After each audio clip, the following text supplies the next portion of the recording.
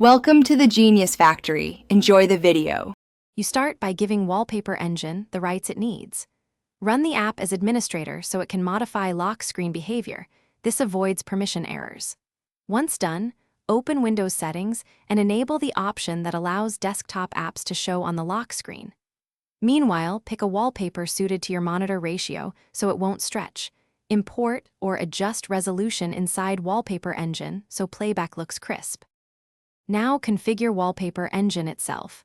Open Settings and enable Show on Lock Screen to let the app render there. Make sure playback is set to a performance preset that matches your GPU, lower it for laptops, or increase it for desktops. Set start/stop triggers so the lock screen instance pauses when needed and control audio behavior if the wallpaper has sound. Finally, assign the specific wallpaper to the monitor or to all screens so the lock screen uses the exact project you prepared. Finish by testing.